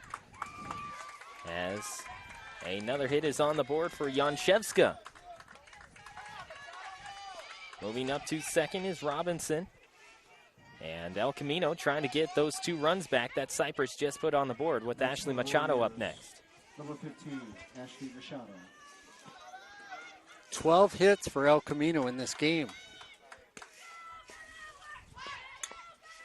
Is up, bases loaded, and she takes that pitch outside half, batting over 300 this season. So that's an error. Second base. Should be. E6. Should go down as an E6. So Wing will get charged with that one as this one goes off the foot of Weishoff and into center field. Brad Pickler stops. Who fouled down at third. And everyone moves up 1 spot as Gomez comes across to score. Who fouled down at third. Munoz at second on the E6. And then afterwards it is Kiani Puailoa with an RBI single. And so, Ryan, you explain it to me because the throw was there in time. The shortstop came by the bag. But we're calling it an error on everything. It wasn't a missed throw or anything else or a bad throw, so why do you call an error on shortstop? The reason why it would be an error on the shortstop is that one goes inside for a strike, 0-1, is because she's in position, she misses the bag. And because she misses the bag, an out isn't recorded, and both second and first are safe. That one goes up and high. If there was no consequence afterwards, it wouldn't be an error, but since both runners are safe, it means that it's an E5, or excuse me, E6. Out behind home, and it gets flown foul for 1 and 2. And the reason I asked you to do that is because some people would score that as a fielder's choice. Go ahead, Ed. I thought you were getting ready to chime in on that error. I was going to chime in on something else. Go ahead. Just remember when we came over earlier in the year, they were constructing the new netting behind the softball field, and that keeps those softballs from going out on the street and crunching people's cars, and the netting worked there, so bravo. Left field side as that one goes foul. Ross at the plate, trying to drive in some runs. It's 12-6. Money well spent. And here again comes down to the mercy rule. Okay, we were close for a mercy in this inning.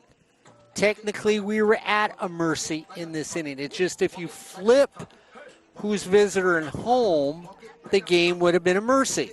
Okay, it would have been over. But here's a team that's coming back from the amount of runs that would have been a mercy. Mark, it wasn't a mercy because this is the home team. They still get a chance to bat. All I'm saying is people can come back in mercy games, and the mercy rule takes it away from This many past week, teams. Mark, a college Teams of the quality of El Camino, Cypress, San Mateo, Yes. and those can.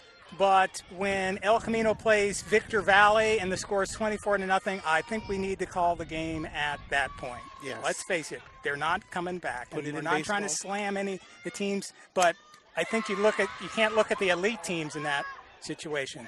A charge all the way into center, and it is dropped by Carla Calderon. It would be an error. She caught it. Or she caught it in center field. It looked over here like she dropped it. Nah, she lost her footing. Yeah, I thought it was a catch. Brad Yeah. Pickler agrees with Ryan Osborn. No, it was a catch. I thought same thing you did, Corey, but then Brad Pickler said no, she dropped it. If You she- thought it was a and catch, right? even if she, even I if was she about did- to say great catch. Yeah, even if she did But drop Ryan it. put his hand over my mouth and I couldn't say anything. No, even if she did drop it, it was on the transfer after she was getting her footing to throw it in. 1 ball and no strikes with 2 outs. Two runners move up. So I'll give you that one, Ryan, just like Mark gets the mercy rule thing in there. Yeah. There's Corey again with no errors charged. No error, Neyland. That's why everybody should take the CRTV 145 sports broadcasting class at Fullerton College. No error, Neyland. 1 ball, 1 strike, 2 outs. There's a slow spinner that stays up too high. Because you know the motto in that class, you got to work really hard not to get an A. And Corey has had some churners over the years. Swing and a miss by Tiana Harris. 2-2. I thought the motto was, we take the fun out of sports. Wasn't that it?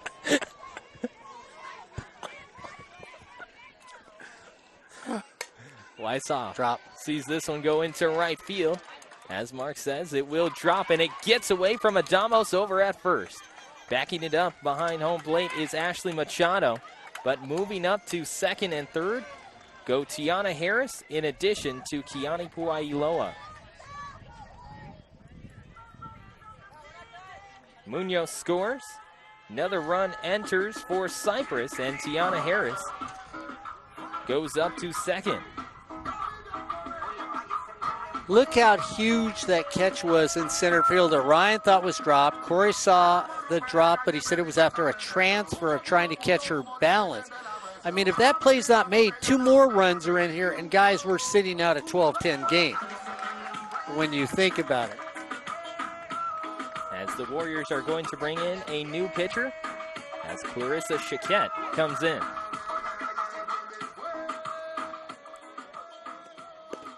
Two outs on the board, a 12-8 score. And Mark, you and I were talking before this game. We said, okay, El Camino and Cypress, this should be a well-pitched game. And it was followed up by should be. Should be. Well, now we're sitting, 2.5 hours later with a 12-8 score. 20 runs have come across home plate. 26 hits, 6 errors, and throwing a few scattered walks. And you said it was going to be a well-pitched game because the ERA team, our ERAs were 2.57 and a 2.42. Oh, that's what he said. You know my feeling on ERAs. He hasn't finished the Corey Neyland softball course yet. 2 outs on the board as Vanessa Ayala. Now at the plate for the Chargers. But we actually thought Corey, the thing that's funny is both Ron and I thought Haley Hoffman might start this game today. You know, and even though she got beat up also. I think it's, 2 games left in the season. I think this is one of those games that, Just happens. yeah, you win your conferences, you're just playing it out. And What Chiquette brings that one home. No balls and 1 strike to Rodriguez. But it would be a bigger win for El Camino moving forward than Cypress moving forward. True, and I think that's kind of what's going on because really the seeding isn't going to change. No balls and 2 strikes with 2 outs. Celeste Rodriguez batting for Vanessa Ayala. And Cypress has the conference clinched. There's only really a battle for second place going on. Here's the 0-2. Well outside, and Machado just able to get her glove on it. And actually, when you mentioned that, Ed, I asked Coach Raposa about that, and she said this gives her a chance to see what she has on the bench, or who she has on the bench. Gives her a chance to see her pitching staff and who can toss in these pressure-type situations. Yeah, I mean, that makes sense. And even in the battle for second place in the OEC, let's say Santa Ana does take it, they're not going to be seated higher than Santiago Canyon. They just aren't. So, and the season's pretty much over for a lot of teams. Back to Chiquette. She'll take a look at the runner at third and easily toss over to first. So Rodriguez ends up bouncing out 1-3 to end the inning. 3 runs, 4 hits, 1 error, and 1 runner left on base. It is now 12-8, a 4-run lead for El Camino as we enter the top of the 7th. This is Community College Softball on SportsNetUSA.net. My big question, you got something to bring up, Corey? No, go ahead. My big thing is it's nice to finally see the West Coast swing back into power in softball. It's been a powerhouse for so many years. Ed Ford and I have talked about how so many California ladies have gone to Florida and helped Tim out down in Florida, or showed up at Tennessee and helped over there, or maybe over at Michigan. Helped at Tennessee. They built that program, Mark. Corey's got them being Calisee over there. But really, you look at Washington, UCLA, Utah, Arizona, Arizona State. Of course, you're talking about Oklahoma that seemed like a California team. The balance has now come back to the West Coast in D1 softball along the way. I don't really think the balance ever went the other way. You had Alabama and Florida. That was it. There have only been 4 national championships to the east of the Mississippi River. 1 by Alabama, 2 by Florida, and then 1 by Michigan in 2005. Everything else has been on the west side. You have Oklahoma, UCLA, Arizona State. Cal State Fullerton has one. Fresno State has one. Wow, that's more than Long Beach. Should I explain this ring But to you? Long Beach is they're having a good season this year, so we'll see what they can do. Go ahead, Ryan. You can chime in as the voice of another And school. we have a new pitcher for Cypress, Cypress Davalos. Chargers. Batting for the Warriors, Diamond Lewis. But one thing with the D1, and yeah, it's swinging back or never swung away or whatever you want to say.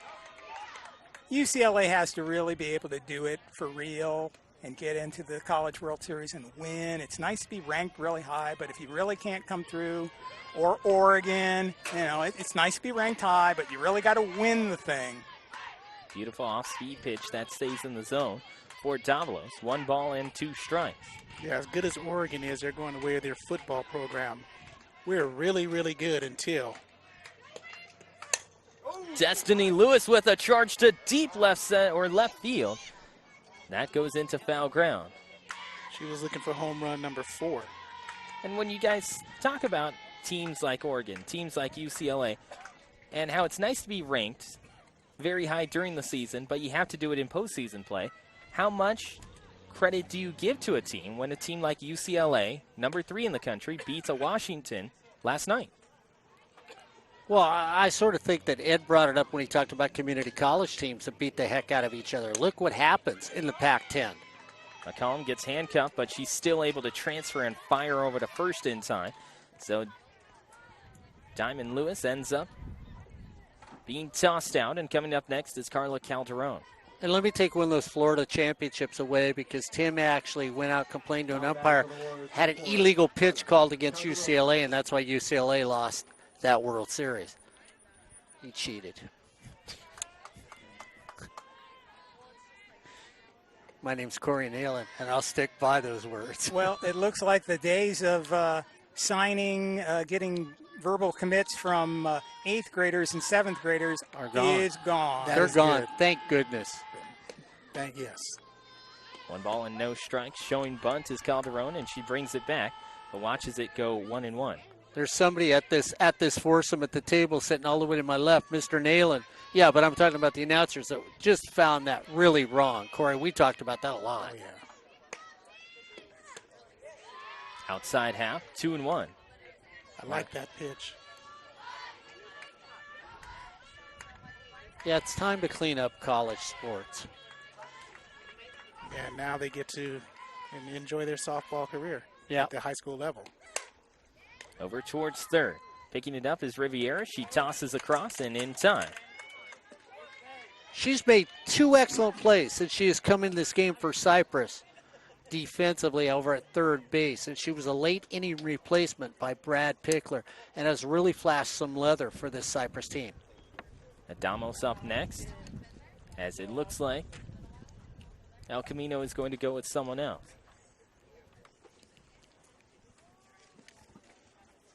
Cypress in the field. Hope Davalos in the circle. Kelly Ross behind home plate. And Gabrielle Munoz over at first. Jesse Gomez at second, with Alexis Riviera, who takes over for Destiny Lucero at third. Sydney McCullum at short. In the outfield, left to right, is Vanessa Ayala, Tiana Harris, and Kiani Puailoa. Adamos back up. One of the reasons why Riviera comes in, as this one breaks in there outside half. No balls and 1 strike is because Destiny Lucero had 2 errors in this game, and then Brad Pickler brings in Riviera, and like you mentioned, Mark, 2 sparkling defensive plays. Another breaking ball from Davalos. This one doesn't stay in the zone. 1-1. Look good. That looked good, Ryan.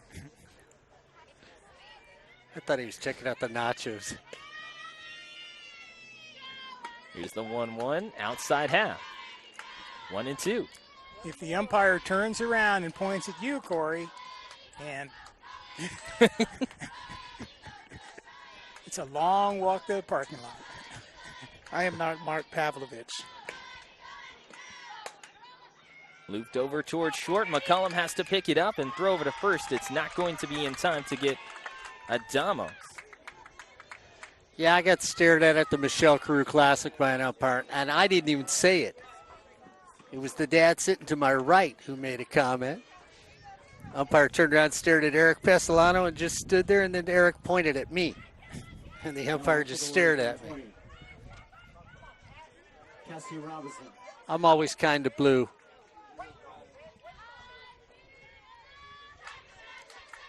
Two outs. Adamos over at first. Robinson back up. Gets underneath this one. It floats into foul ground. Continues to carry. And finally lands in foul territory past Vanessa Ayala. That's 2 deep to left field in this inning. One by Lewis and this one by Robinson. But Corey, if you and Ed, I'm going to bring it up to both of you. Have you watched the depth of what the Cypress outfielders play? I mean, Ryan, you just reset the defense. They're playing in. They're not playing straight away. They're about 3 steps into where I think you would normally play in the outfield. Davalos to home, swing and a miss by Robinson, 0-2. And it's not quite a drop ball. If it was equivalent of a baseball pitch, that's a slider dropping on the outside part of the plate. Maybe they figure they've been burned so many times by those little dunkers throughout the game that play a little more shallow. Adamo sees that ball go into center field on a throw by Ross. And Ross has a habit, every single throw down to second base, a little hitch before that throw. And that's why the ball tails when she throws it, because she does throw a tailing throw to second base.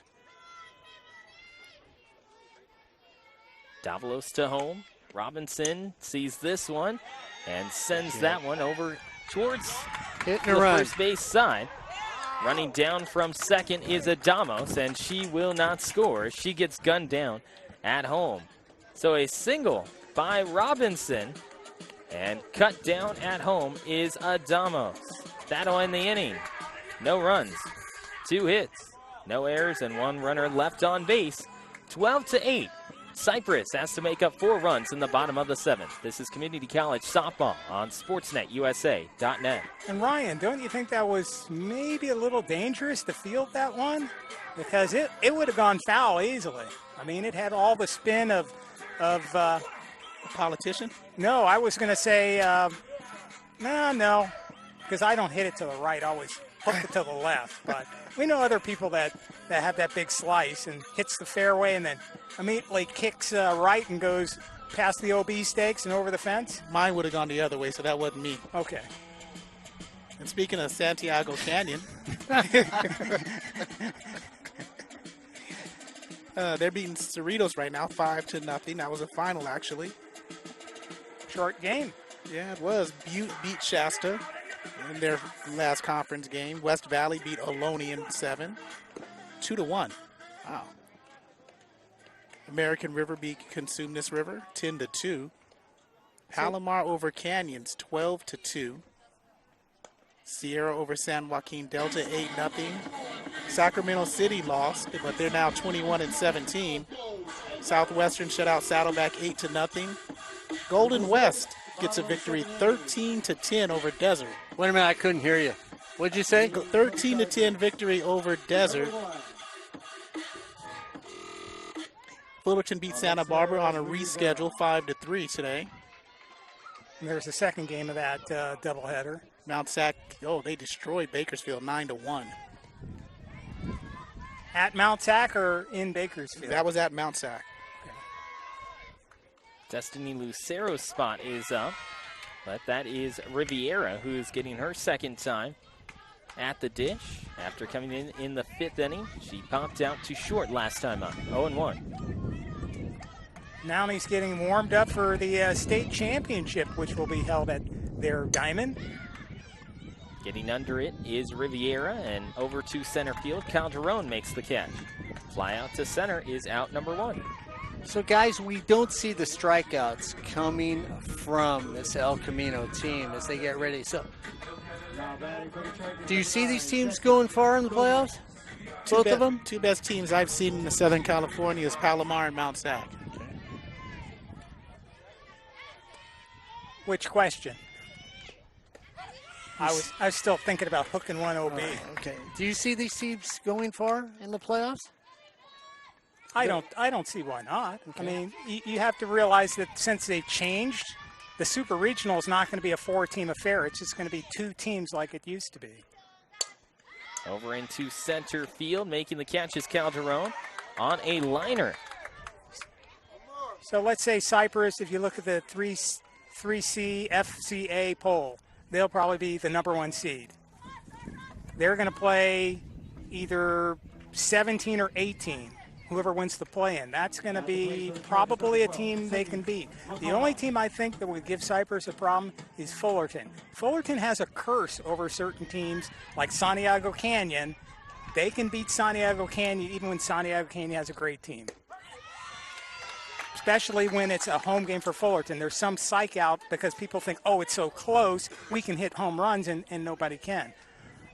So I think both these teams should clear the regionals and get into the super regionals. Remember last year there was only one upset in 1.5. Canyons beat Southwestern. That was number 8 against number 9, and up north was the only really big upset where Taft. I forgot who they beat, but they got in. They were a real low seed. Into foul ground, Lewis makes the catch. That'll end the game. So Cypress goes down quickly in the bottom half of the 7th, and El Camino takes home the victory. They end up winning it by a final of 12-8. 12 runs on 5 hits and 2 errors for El Camino. For Cypress, it goes 8 runs, 12 hits, and 5 errors for the Cypress Chargers. We're going to be around for the playoffs here on sports@usa.net. At least we're planning on it, aren't we? Yeah, if I don't go after that camera on top of that with a bat. Oh, okay. The one that failed. So we should see you then. Now Corey's list of the so let's say Cypress gets to be the number 1 seed. Who do you see them playing in the regional? So pick your team who's going to be the play-in team. Who wins that play-in berth and goes up against them? It's either San Diego Mesa or Cerritos, and I'm leaning towards San Diego Mesa. See, I was going to lean towards Cerritos. Yeah, Cerritos doesn't have the record as San Diego Mesa does, but I believe they have a higher RPI, so I think they'd get a higher seed. Plus, I think there's a little bit of that Mark thing, too. They've got a reputation. They've won the state championship.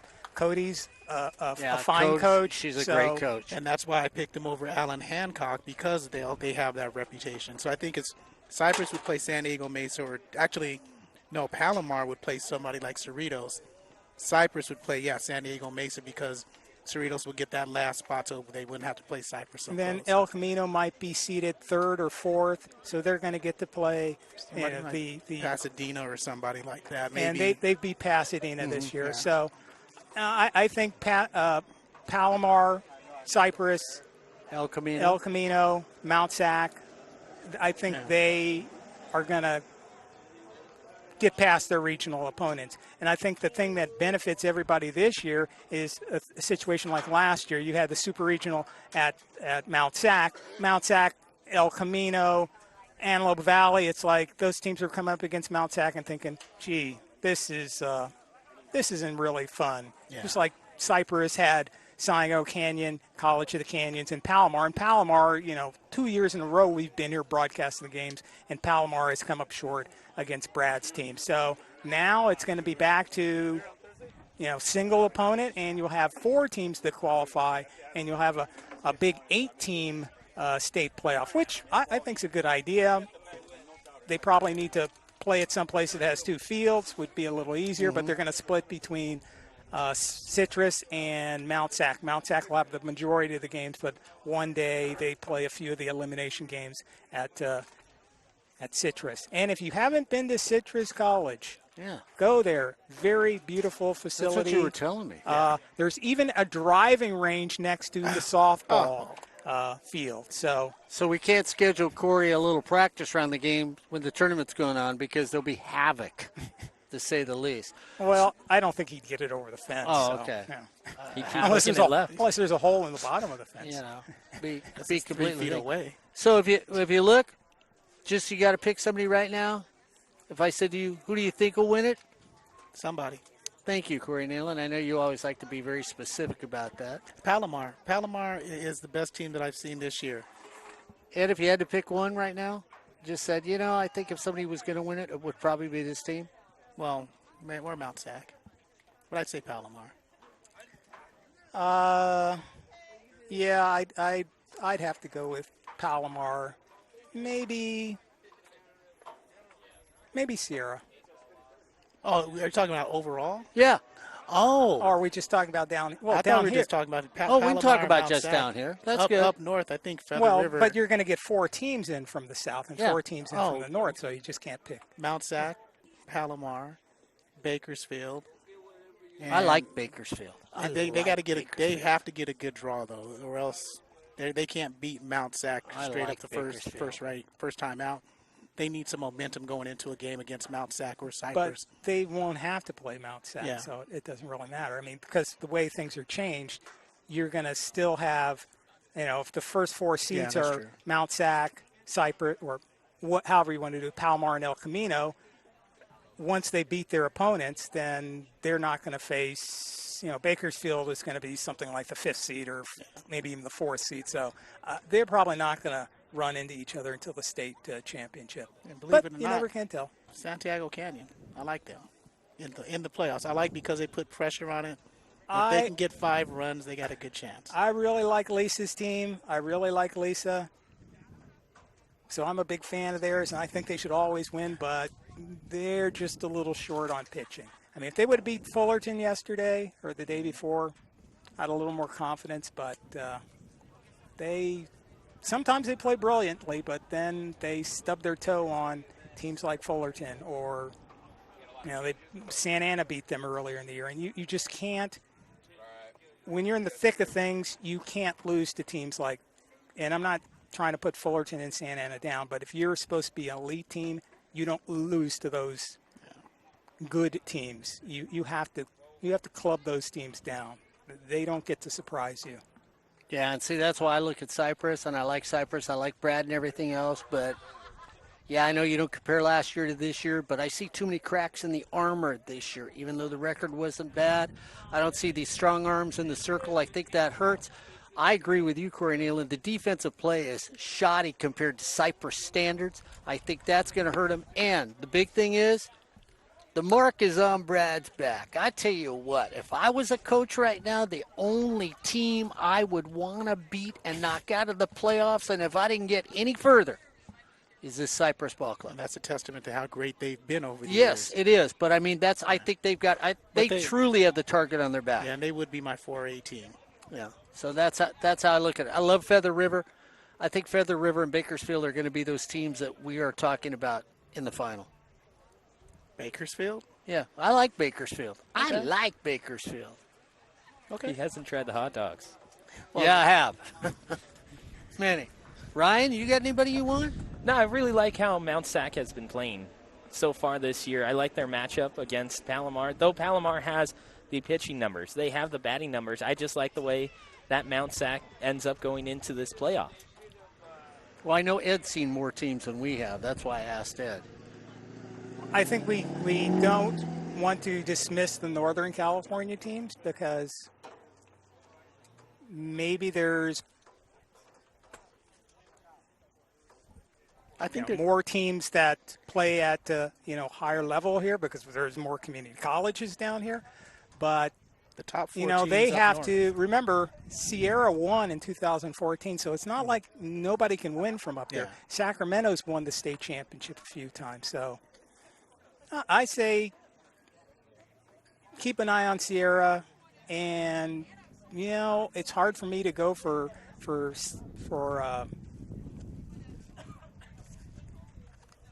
San Mateo just because they have a very good team.